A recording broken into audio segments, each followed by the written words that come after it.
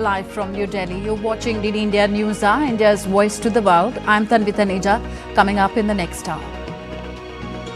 India expresses deep concern on arrest of priest Chinmoy Krishnadas and violence against Hindus in Bangladesh. Deep depression of the southwest Bay of Bengal set to intensify into a cyclonic storm. 12 deaths reported in Sri Lanka. India will meet its exports target of $800 billion this year, says Commerce Minister Piyush Goyal. And countrywide air alert in Ukraine due to Russia's missile threat.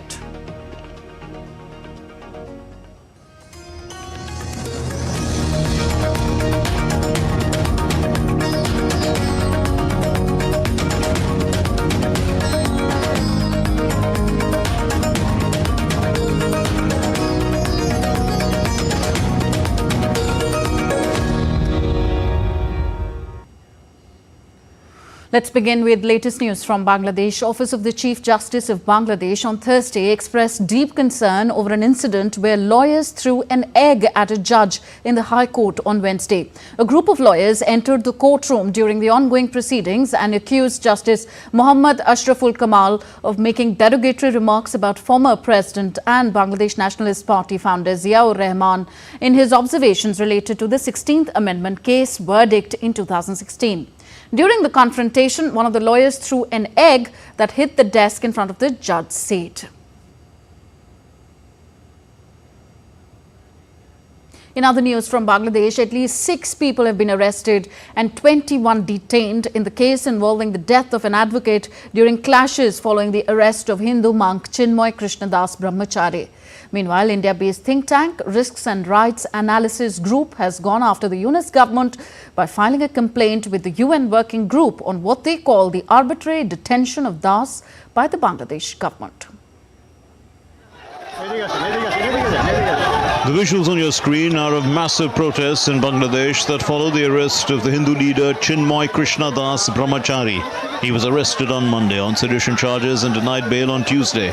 Bangladesh's High Court on Wednesday asked the government to inform the court about the stance that it took regarding Hindu religious organization ISKCON, its activities, and what steps it has taken about it.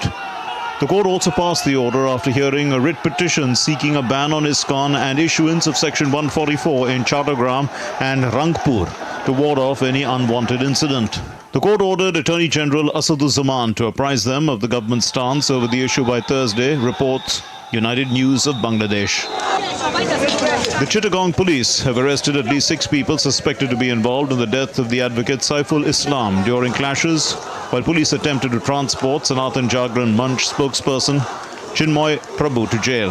According to official sources, the police have detained another 21 persons for their alleged involvement in the vandalism and carrying out of attacks on the law enforcement members during the clash on Tuesday in Chittagong court premises.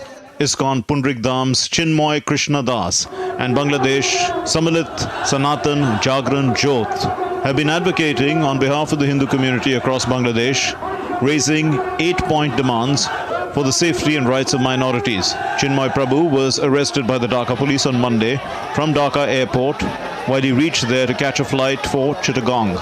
India's ruling Bharatiya Janata Party leaders and workers, led by West Bengal leader of opposition Suvendu Adhikari, held a protest march to the Bangladesh consulate in Kolkata on Wednesday. In New Delhi, Union Minister Giriraj Singh said that attacks on Hindus in Bangladesh reflects that the interim government of that country is in the clutches of fundamentalists and sought the intervention of the United Nations in the matter. अब समय आ गया है कि अब संयुक्त राष्ट्र संघ को भी इस पर संज्ञान में लेना चाहिए.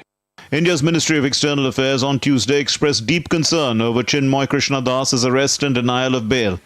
New Delhi said that it's unfortunate that perpetrators of these incidents remain at large, while a religious leader is pressed with charges.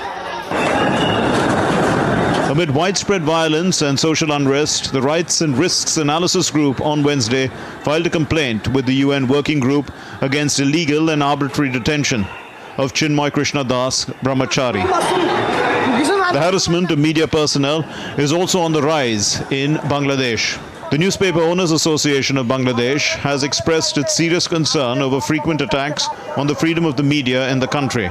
Committee to Protect Journalists, a US-based global media rights body, also called for a swift investigation into the threats of violence against leading dailies of Bangladesh, the Daily Star and Pratham Alo, which were threatened in recent days. With Naval Singh Parmar in Dhaka, Bureau Report, DD India. The High Court on Thursday has refused to intervene on the ISKCON issue after being informed that the authorities concerned have taken necessary measures in this regard. The bench of Justice Farah Mehboob and Justice Debashish Roy Chaudhary expressed satisfaction with the government's response and instructed it to continue efforts to safeguard citizens' lives and property. Earlier on Wednesday, the High Court asked the government to inform the court about its stance regarding Hindu religious organisation ISKCON after hearing a writ petition by a private person seeking a ban on ISKCON and issuance of Section 144 in Chattogram and Rangpur to ward off any unwanted incident. Staying in Asia, some weather-related updates from Sri Lanka. Parts of the island nation continue to face severe weather conditions due to the deep depression formed in the southwest Bay of Bengal. As per Met Department, in Sri Lanka, the depression was located 110 kilometers northeast of Trincomalee at around 5:30 a.m. local time today. The death toll due to adverse weather conditions has risen to 12 in the island nation, while 2 are reported missing. The Disaster Management Centre reports that over 330,000 people across 23 districts have been severely affected. It is expected to move slowly north-northwestward closer to Sri Lanka's east coast and likely to intensify into a cyclonic storm. Over 27,000 individuals have taken refuge in 267 safety shelters, while over 61,000 have been relocated. The landslide warnings have also been issued to 9 districts by the National Building Research Organisation till 7 p.m. local time.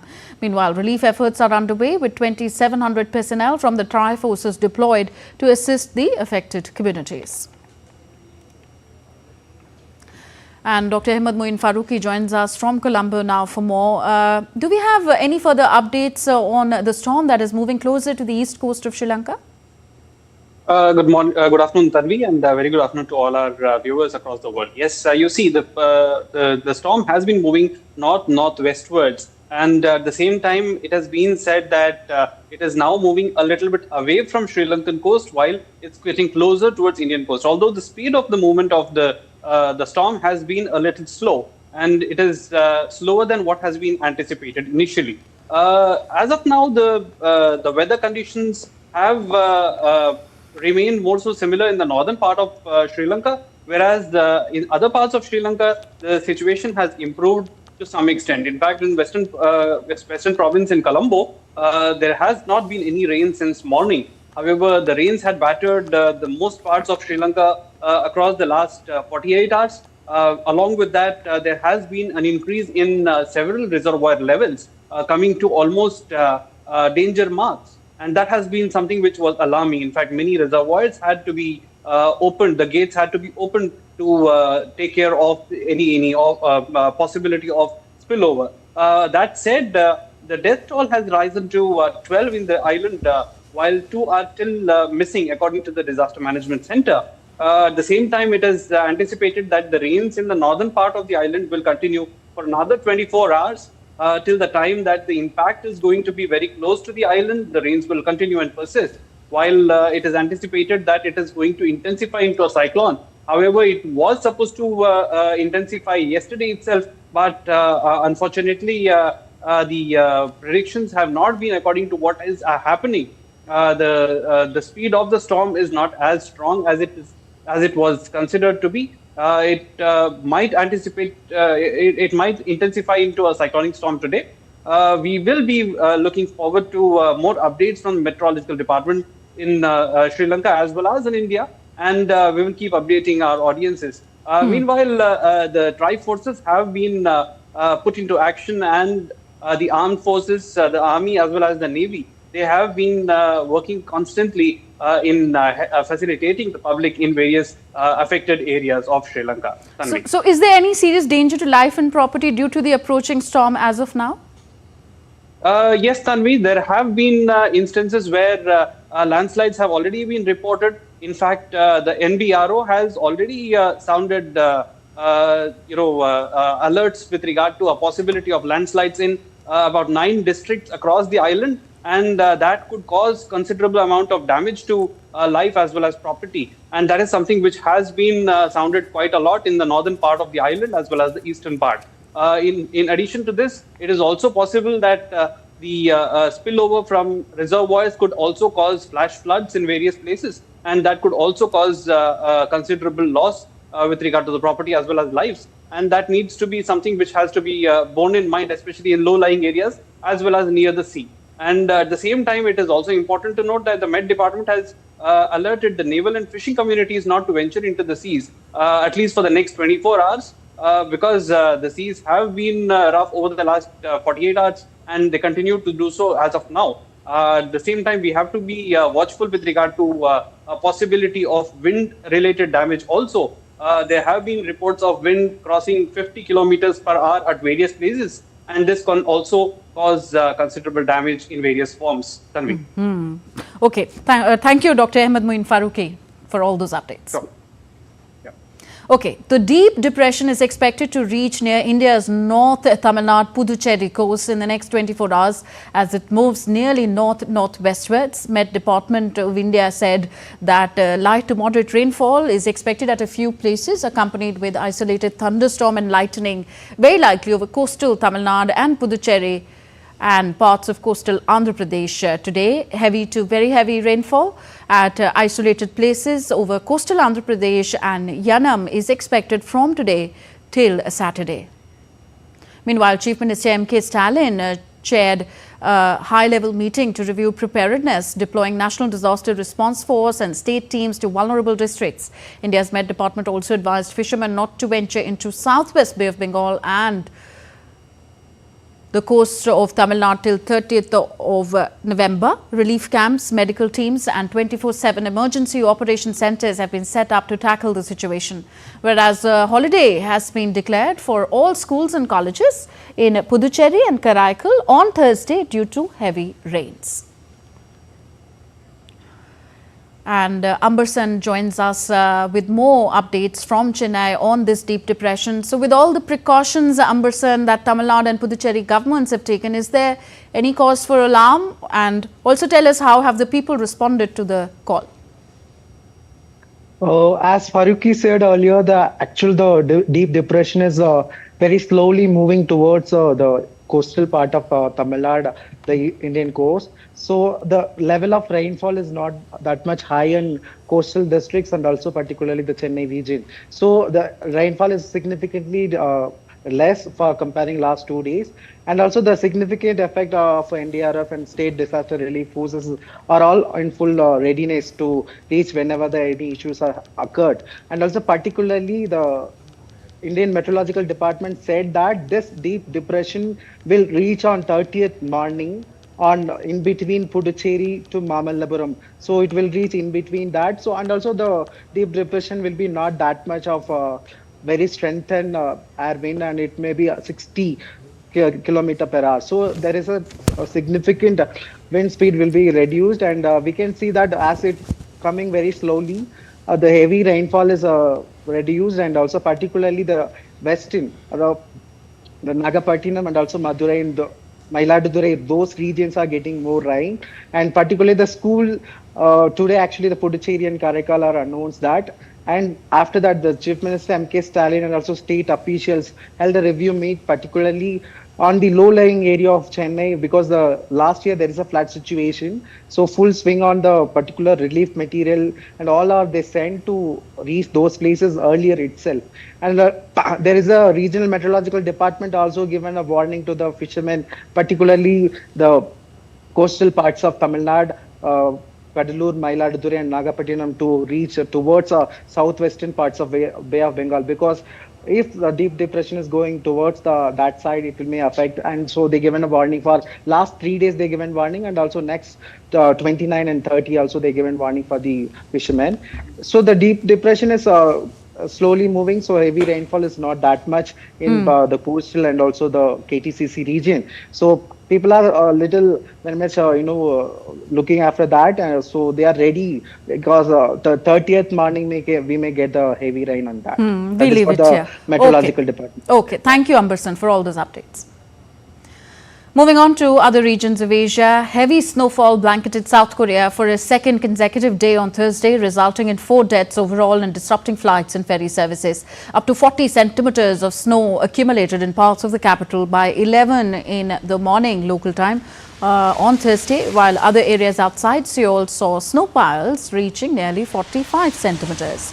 Over 156 flights were cancelled and 104 ferry services across 79 routes were disrupted. Some trains were also delayed due to heavy snowfall. More than 11,000 personnel were deployed to remove snow in the capital. At least 2 people were killed and around a dozen others injured on Wednesday evening in a 53-vehicle pile-up on a highway in Gangwon province. 2 other deaths were reported in weather-related incidents. Seoul on Wednesday recorded its heaviest November snowfall since records began over a century ago in 1907. The unusually heavy November snow has been attributed to the warmer than usual temperatures of sea waters west of the Korean peninsula, encountering currents of cold air. You're watching DD India News Hour, still to come on the show. UN Chief Antonio Guterres sees Lebanon ceasefire as the first ray of hope in the West Asia conflict. And several Trump cabinet nominees targeted with bomb threats. FBI swings into action.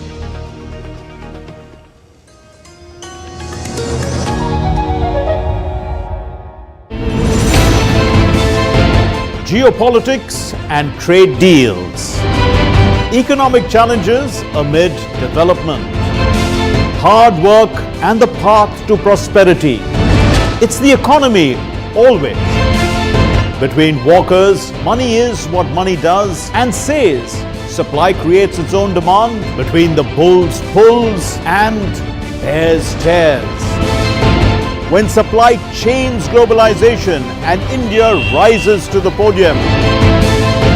We'll get you centered with the economic brief at 8 p.m. every Thursday on DD India.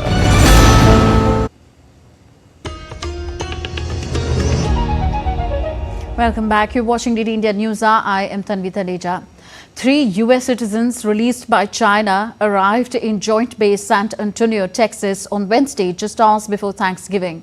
The White House said on Wednesday that China has released U.S. citizens Mark Sweden, Kai Lee and John Leong, concluding years of diplomacy over Americans that Washington says were wrongfully detained in China.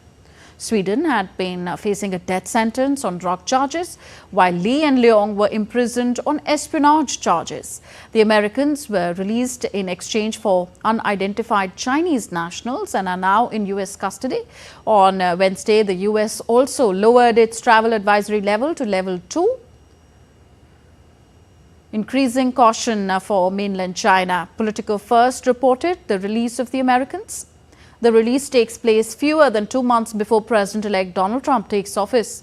It follows years of quiet diplomatic efforts by the Biden administration, with President Joe Biden, Secretary of State Antony Blinken, Jake Sullivan and other U.S. officials engaging with their counterparts on the matter.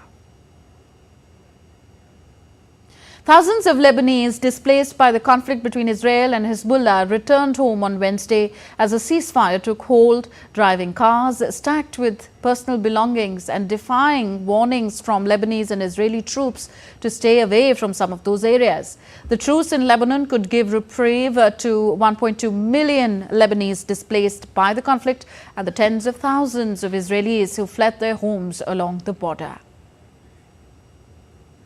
The Israeli army has meanwhile announced restrictions on Wednesday on people's movements in South Lebanon after dark. Israeli army spokesperson Daniel Hagari advised Lebanese civilians to stay away from the area where the Israeli forces are stationed. Residents of Lebanon, as you have seen throughout the war, we do what we say. For your protection, we ask you to stay away from the area where our forces are. The ceasefire agreement is phased, and we will let you know when it is safe to return to the area. גם הרגנו מחבלים היום.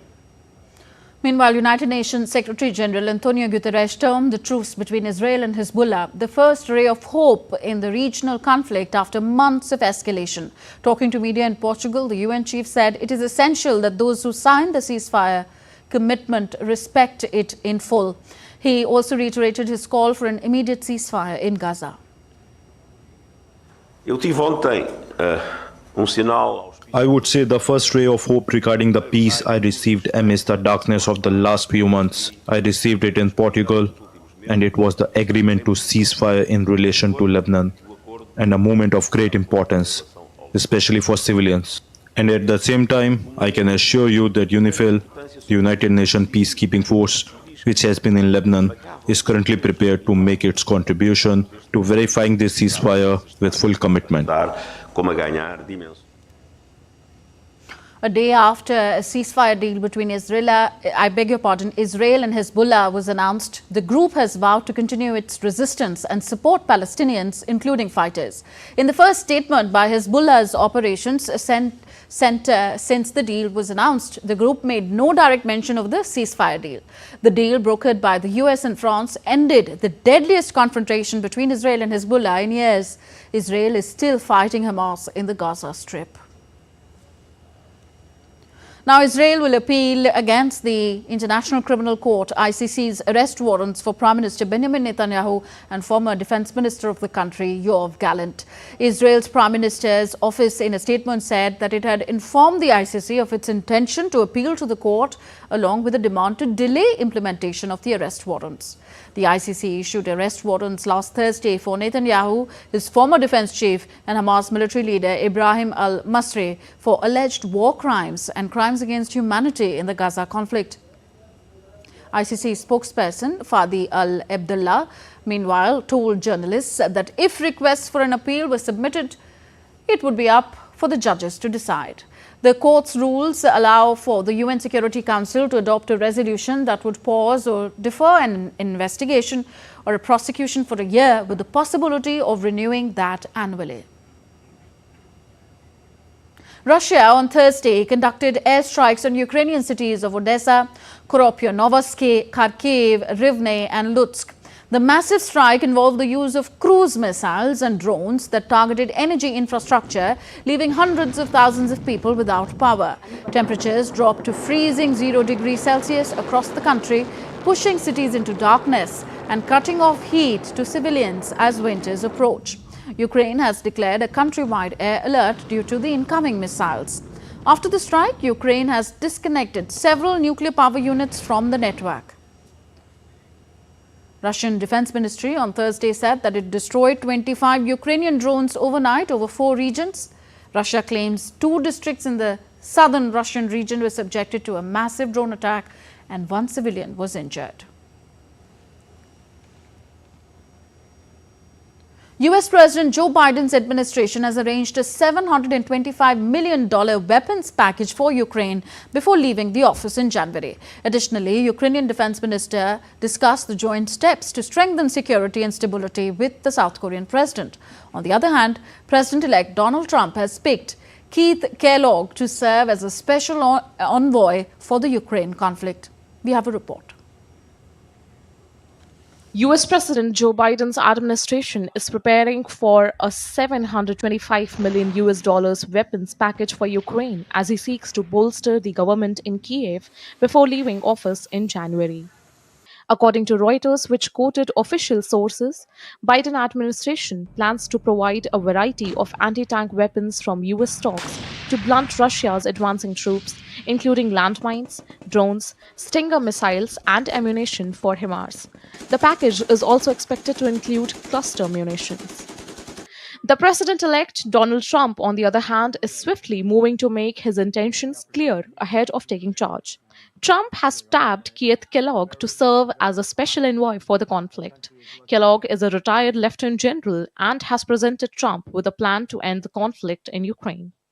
Kellogg was the chief of staff for the White House National Security Council during Trump's 2017 to 2021 term and national security advisor to then Vice President Mike Pence. Currently, there is no special envoy for the war in Ukraine. Trump had privately expressed interest in creating the position. Russia had accused the outgoing Biden administration of trying, through its increased support to Ukraine, to create a mess in Russia, and with the new team in the White House. The likelihood of who's coming to power is something which Zelensky tried very hard to ignore. He even violated diplomatic niceties. And even if we are to lay to one side the prediction that Donald Trump will cut assistance to Ukraine, which for the Ukrainian army would essentially be a death sentence, it is becoming clearer that he and his team will in any case conduct an audit of the assistance provided to Kiev. And the outgoing American administration is actively egging it on in doing this, and it's trying as much as it can to make a mess both in Russia and with the new team in the White House. Elsewhere, Ukrainian Defense Minister Rustem Umerov discussed joint steps to strengthen security and stability with South Korean President Yoon Suk-yeol in Seoul on Wednesday. Ukraine has asked Seoul in the past for a range of weapons, and Seoul has said it would consider such aid, depending on what Russia and North Korea do. Nordic and Baltic states and Poland said on Wednesday they would, in the coming months, set up support for Ukraine and invest in making more ammunition available. Bureau Report, DT India. US President-elect Donald Trump's incoming cabinet members and other political appointees have been targeted with bomb threats. Spokesperson for the US President-elect Caroline Leavitt said in a statement that the threats were made Tuesday night and Wednesday morning, and law enforcement acted quickly to ensure the safety of those targeted.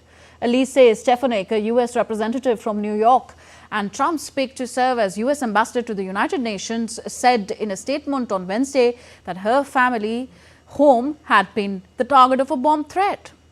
Later on Wednesday, Lee Zeldin, a former US representative from New York and Trump's choice to head the Environmental Protection Agency, said he and his family had been targeted.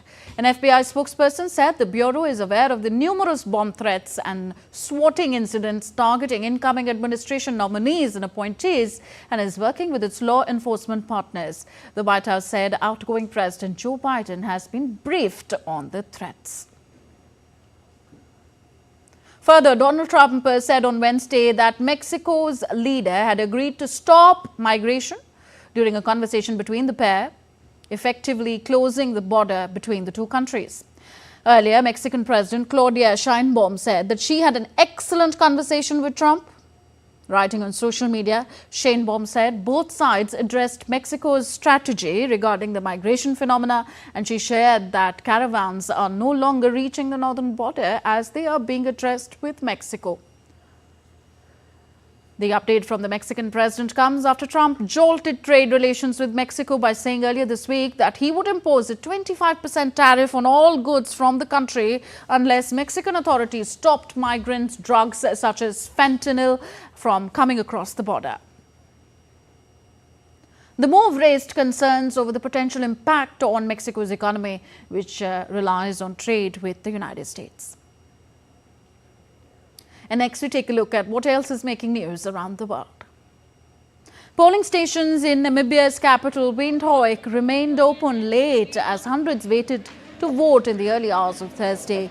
The elections mark the toughest challenge yet to Southwest Africa's People's Organization 34-year rule. Voter turnout is seen as a key factor in this historic contest. Peruvian scientists revealed a 10-million-year-old crocodile fossil in Lima, marking the first juvenile remains of the Piscogavilis gharial species. Researchers hope that the discovery could unlock new insights into crocodile evolution. And French farmers built a concrete wall outside the INRAE Institute in Paris, protesting a proposed EU trade deal with South America's Mercosur bloc. They argue that the agreement threatens their livelihoods. INRAE is France's key research institute for agriculture and the environment. A light-hearted scene of two giant panda cubs playfully wrestling with each other has been captured on camera at the Chengdu research base of giant panda breeding in southwest China's Sichuan province.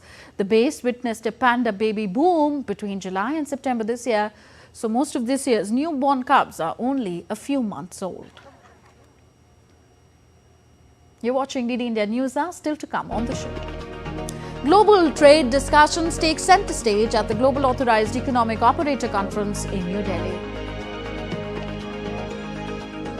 And Congress leaders Priyanka Gandhi Vadra and Ravindra Vasantrao Chauhan took oath as members of the India's lower house of Parliament. All that and more on the other side.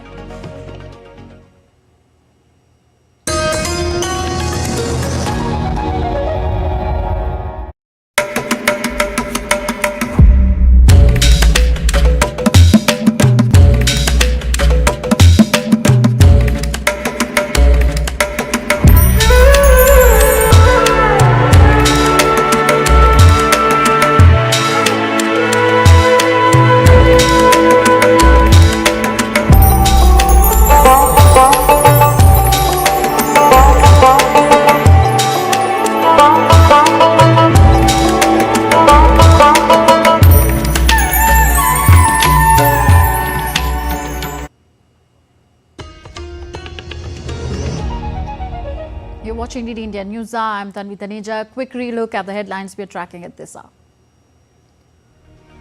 India expresses deep concern on arrest of priest Chinmoy Krishna Das and violence against Hindus in Bangladesh.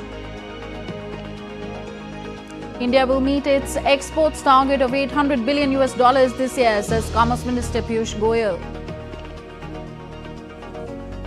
And countrywide air alert sounded in Ukraine due to Russia's missile threat. India's Commerce and Industry Minister Piyush Goyal has said that India's growth across sectors has made it an attractive investment destination. Speaking at a press briefing in New Delhi on Thursday, the minister noted that despite persistent global challenges, India's exports have doubled in the last 10 years, adding that India will meet the exports target of $800 billion in this financial year. 24-25. We expect to cross $800 billion of exports for the first time in India's history. In a way, despite having inherited such a weak economy, despite the Indian currency being one of the strongest performing currency amongst all emerging markets and not depreciating as much as other developing countries, despite 2 years of COVID, 2 international wars and the Red Sea crisis, despite all of these challenges, I do see before my eyes a further rapid growth in our export income. Further, the Indian minister underscored that digital infrastructure, interconnected grid and affordable data have made India the most attractive investment destination in the world. विश्व का सबसे attractive अगर कोई destination है artificial intelligence के लिए, अगर विश्व का सबसे कोई अट्रैक्टिव डेस्टिनेशन है डेटा सेंटर्स लगाने के लिए, अगर कोई विश्व का सबसे अट्रैक्टिव डेस्टिनेशन है ग्लोबल कैपेबिलिटी सेंटर्स, जो आज दुनिया भर में बड़ी बड़ी कंपनियां भारत की तरफ आ रही हैं, भारत में बड़े बड़े सेंटर्स में लाखों लोगों को, युवा युवतियों को विशेषकर नौकरियां मिल रही हैं, अफोर्डेबल कंपेटिटिव प्राइस पे इंटरनेट और डेटा होने के कारण पूरी दुनिया समझ गई है कि भारत एकमात्र देश है जहां पे हमने अपना ग्लोबल कैपेबिलिटी सेंटर बनाना चाहिए.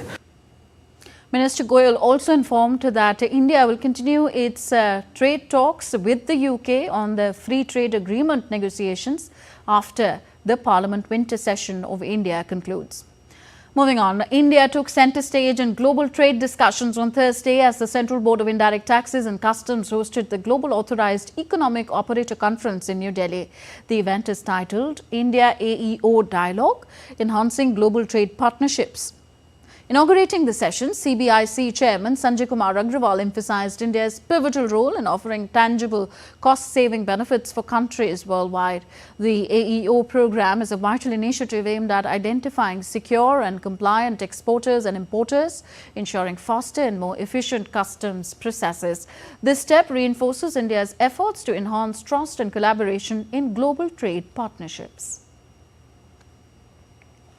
The concept of AEO embedded within the World Customs Organizations safe framework of standards and complemented by the WTO Trade Facilitation Agreement aims to enhance trade facilitation while ensuring supply chain security through collaboration between customs and the private sector. At its core, the EU program offers tangible benefits in the form of simplified procedures, expedited clearances, and reduced transaction costs. And now updates from the Parliament of India. Both houses of Parliament have been adjourned till 11 a.m. local time on Friday amid ruckus by opposition members. Opposition is demanding immediate discussion on the alleged financial irregularities against Gautam Adani, violence in Uttar Pradesh's Sambul area and other issues. Two newly elected members of parliament took oath in the lower house as soon as the proceedings began. Congress candidate from Wayanad, Priyanka Gandhi Vadra, and Vasantrao Balwantrao Chavan from Nanded were administered oath by the Speaker, Om Birla. Both houses had to be adjourned shortly due to the continuous ruckus by the opposition. In the upper house, 16 notices under Rule 267 were rejected by the chair. Allow me to take agenda of the day. We should not dishonor the spirit of those who gave us this constitution. No. There is no reason for us not to proceed with the house. Sorry. The house stands adjourned to meet at 11 a.m. on Friday, the 29th November 2024. In the lower house, immediately after the motion for the extension of the tenure of the Joint Parliamentary Committee on the Waqf Board Amendment Bill was passed, the House had to be adjourned. The tenure of the JPC has now been extended till the last day of the budget session. With Vishal Baristo, Anil Thomas for DD India. And we are now joined by Vishal Baristo, who will update us more on the parliamentary proceedings of the day. Vishal, both the houses of parliament were adjourned for the day. What would you say have been the highlight of the proceedings today? Well, Tanvi, unfortunately, it's another day gone waste, and tomorrow is the last day of the first week of the parliament. And in all these days, there has not been a single business that has been transacted.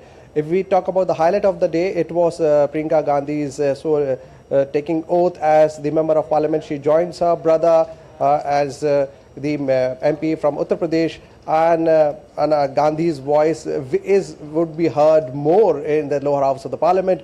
But when we talk about the lower house, it is the Waqf Board bill which is quite keenly contested by the opposition. The opposition has been demanding the tenure of the Joint Parliamentary Committee to be extended, and today the motion was moved by the chair of the JPC, Amit Jagdambika Pal, and the House has agreed upon the extension of the tenure of the JPC by the end of budget session, which is the next session in the next year.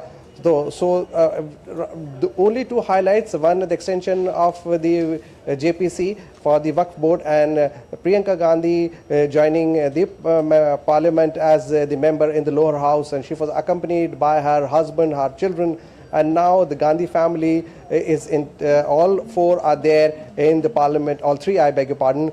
The mother, Sonia Gandhi, who is member of Rajya Sabha, upper house from Rajasthan, and the children, Rahul Gandhi and Priyanka Gandhi, both member of parliament in the lower house. Yes, and Vishal, like you mentioned, since the beginning of the session on Monday, both houses have seen repeated adjournments and protests. So how do you assess the parliamentary proceedings to pan out in the days ahead? Well, it is very difficult to say because the opposition is not relenting, and even in the upper house, 16 notices were given to the chair under Rule 267, and they were demanding immediate discussion on issues like financial irregularities against the Indian tycoon Gautam Adani, and they allege that he has been indicted, but the lawyers of the Adani group say that his name is not there in the indictment of the American report.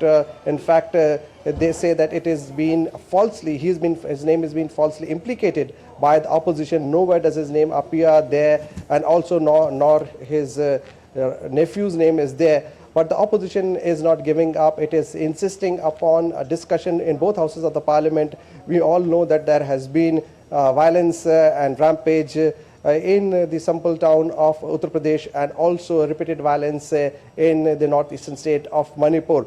But the government and the treasury, they are both wanting that the house should proceed according to the rules, and they want business to be transacted. There are very important bills that need to be transacted, like the one on the amendment of the financial bill, which gives quite a relief to the common man when it comes to having 4 nominees as far as the fixed deposit is concerned. So unfortunately, the owner of the account holder of the fixed deposit, he dies, then you have an option of 4 different nominees. So these are the important bills. Then there are other important bills as well, like the one on the aviation industry, which is the Vimanan Vidhek, which aims at amending the 1934 Indian Aircraft Act. So these are the important business, but from day one, the opposition has not allowed the treasury in the lower house and also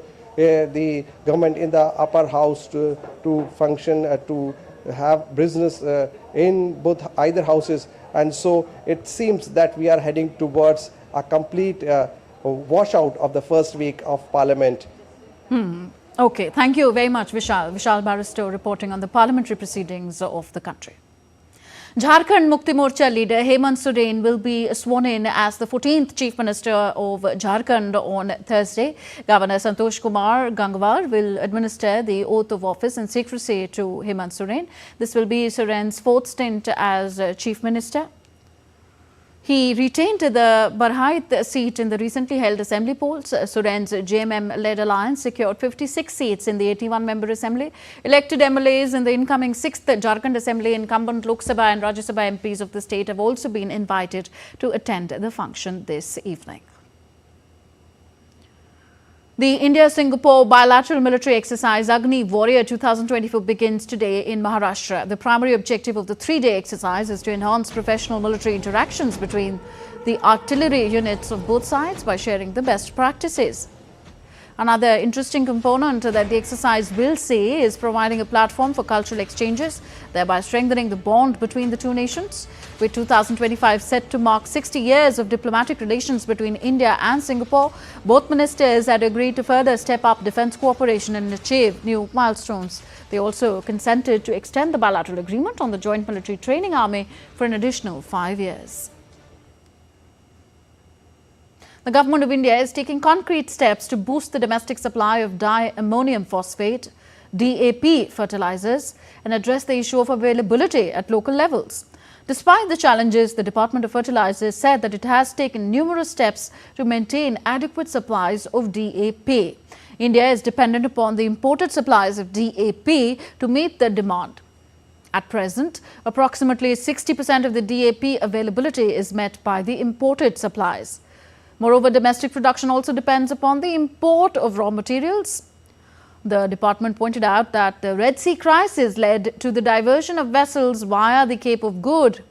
In this Rabi 2024-25 season, the quantities exceeding 17 lakh tons of DAP arrived at various ports and were sent to states in October and November this year. Almost 6.5 lakh tons of domestic production were further made available to the states. The International Tourism Mart is on its 3rd day. The 12th International Tourism Mart in Kaziranga of the northeast Indian state of Assam will end with a FAM tour or a familiarization tour on Thursday. The ITM is an annual event organized by the Ministry of Tourism, Government of India, to highlight the tourism potential of the northeastern region. The event is being held against the backdrop of Kaziranga National Park, a UNESCO World Heritage Site. A total of 120 delegates and 45 jeeps visited the Kaziranga National Park. The delegation was accompanied by Kaziranga National Park Director Sonali Ghosh, Divisional Forest Officer Arun Vignes and Forest Officer Bhuti Ranjan Gogoi. The ITM is a platform for tourism businesses and entrepreneurs to collaborate and interact with buyers, sellers, media, government agencies and other stakeholders. The ITM will play a very important role in the development of the tourism sector in India's northeast. And now we take a look at other stories making news in India. Indian Army Chief General Upendra Dwivedi reviewed operational preparedness at the Southern Command headquarters in Pune. He attended the Southern Star Innovation Display showcasing indigenous projects developed with Pune-based industries. The Army reaffirmed its commitment to Atmanirbharta, aligning with India's vision of Viksit Bharat, Developed India by 2047. Defence Partnership Days begin in New Delhi, aiming to strengthen ties between armed forces and the industry. Over 200 companies and 100 officials are participating in targeted business-to-government and business-to-business meetings. The two-day event promotes strategic engagement and innovation in the defence technology. The Defence Ministry said it seeks to bridge stakeholders for greater collaboration. India and Russia agreed to expand joint military exercises during a strategic meeting of the Working Group on Military Cooperation in Moscow. The working group highlighted knowledge sharing and collaboration to address evolving security challenges. The Defence Ministry called this meeting a key milestone in strengthening bilateral defence ties. The chairman and chief executive of Council of Kargil, Dr.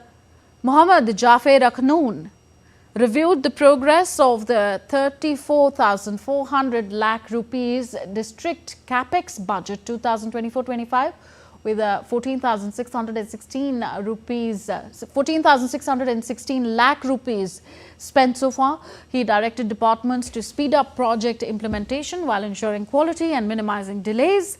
Key issues like that of staff shortage, equitable transfers, and water tanker procurement were discussed to sustain developmental efforts.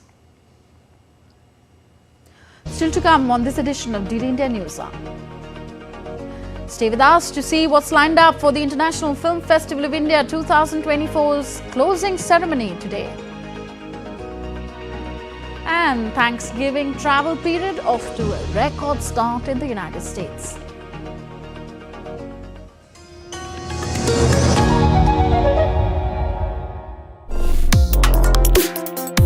Complex issues, hidden agendas, twists and turns, strategic games.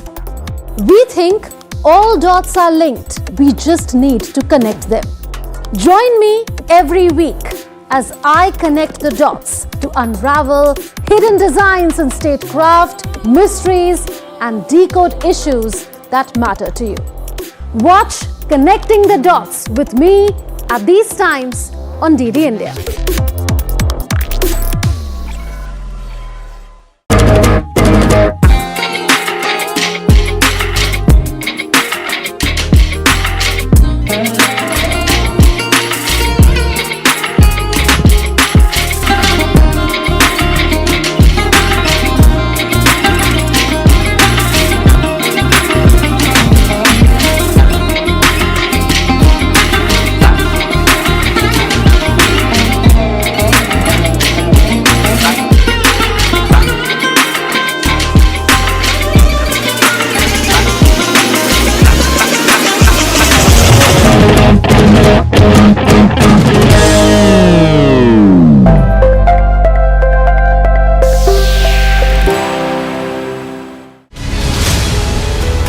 Lights, camera, iffy. The stage is all set. Straight from the scenic Goa, we get you all the latest and live action from the 55th edition of International Film Festival of India, only on DD India.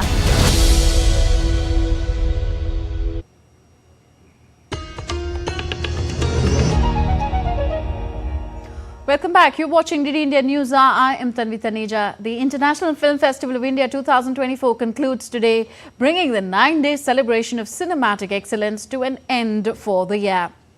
It started with a bang and was filled with memorable film premieres and panel discussions. Numerous celebrities from Bollywood and Hollywood made their presence felt. And if you feel the starry presence at IFFI this year is over, you're wrong. The closing ceremony today will also be a star-studded affair. In all, IFFI has been a platform for fostering deeper understanding and appreciation of films. It provided a single platform for ambitious filmmakers, cineasts and industry professionals to have access to excellent cinema from across the world. And India's Deepika Mehto joins us from Goa on updates from IFFI. So, Deepika, what do we know of IFFI's closing ceremony today? Tanvi, the 9-day celebration, the festivities of cinema, culture and more concludes today in great style because there are many art, entertainment and cultural performances lined up for tonight in Goa Stadium. And to grace the red carpet, we will have big actors like Allu Arjun, Rashmika Mandana, and there will be legendary actors because this time we've seen many firsts happening at this particular edition of IFFI, from the FTII alumni meet to celebrating 100th year of legendary cinema like Raj Kapoor and others. So there will be families of those legends from the world of cinema also coming together to celebrate and grace the closing ceremony of the 55th edition. In overall, if we talk about this particular 55th edition, more than 200 films were screened and more than 75 countries participated with their work of drama, art and culture in form of cinematic landscape at this particular edition of IFFI in Goa. And tonight we will witness the conclusion with the award-winning ceremony where the silver peacock, the golden peacock will be honoured to the winners. And apart from that, the much awaited Satyajit Ray Lifetime Achievement Award will be bestowed upon Australian filmmaker Philip Noyce. We also know that Australia is the country of focus this time, and IFFI opened with The Better Men, an Australian film, and this time we're gonna award the honorary award of category of Satyajit Ray Lifetime Achievement Award to Philip Noyce. Okay. Deepika, IFFI has always been a memorable event. Tell us some of the highlights that you saw at this year's IFFI. There are many, Tanvi, when we talk about from the first ever alumni meet. There were first 5 batches of alumni, which included a lot of people coming from the 60s era and working in Doordarshan, were honoured yesterday by FTII chairman and celebrated actor R. Madhavan. Apart from that, 100 years of legendary cinema and the Bollywood makers were also celebrated, where archived material was shown to the audiences from Doordarshan by Doordarshan. And also for the first time, Prasar Bharati launched its own OTT app, which is called Waves, which has been hailed. You've been seeing this in our reports also. The OTT platform is being hailed by many actors and actresses across the country in length and breadth, in every length and breadth of the world. And apart from that, if we talk about the celebrations here, the red carpet has been graced in every 15 minutes across the 9 days of celebrations, the festivities of cinema. So if we talk about in entirety, it's not just a celebration of cinema that we are witnessing here, but also reminiscing the old times, bringing back the old times to in form of live frames and a lot more that we've seen. And the show is still on because we are yet to witness the glittering closing ceremony ahead. Indeed, we're all looking forward to that closing ceremony. Thank you very much, Deepika. Deepika Mehto reporting from Goa on IFFI. All right, on to some sporting action now. India para-athlete Rinchen Yudol has created history by winning the bronze medal at the first World Para-Pomsai Taekwondo Championships in Bahrain. Competing in the senior female category against 140 athletes from 23 countries, Rinchen's exceptional performance has brought immense pride to Ladakh region of India. Rinchen is the first athlete from Ladakh to achieve the milestone in Taekwondo, marking a new chapter in the region's sporting history. The historic win is being celebrated across Ladakh, with many lauding Rinchen as a beacon of hope and inspiration for aspiring athletes from remote regions. The event was held under the patronage of His Excellency Sheikh Mohammed bin Duwaij Al Khalifa. And Liverpool regained the top spot in the Champions League table and registered a first victory over Real Madrid in 15 years with a dominant 2-0 win courtesy of goals from Alexis Mac Allister and Cody Gakpo. Liverpool had not beaten Real Madrid since 2009, failing to win any of the previous 8 matches, including 2 painful Champions League final defeats. And it is that time of the year. Planes, trains and automobiles are all running in top gear as millions of Americans embark on their journeys back home for Thanksgiving. Customs of the day include Thanksgiving Day parades, especially the Macy's Thanksgiving Parade, donating essentials to those in need, and the presidential turkey pardons. A report.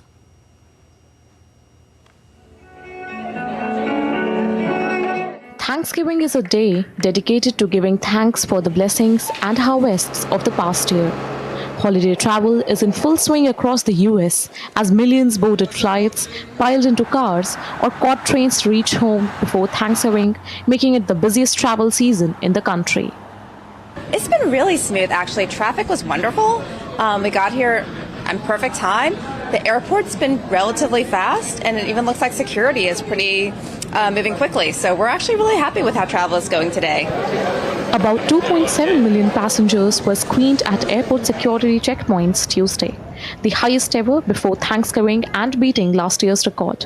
A record 80 million Americans are expected to travel at least 50 miles for Thanksgiving.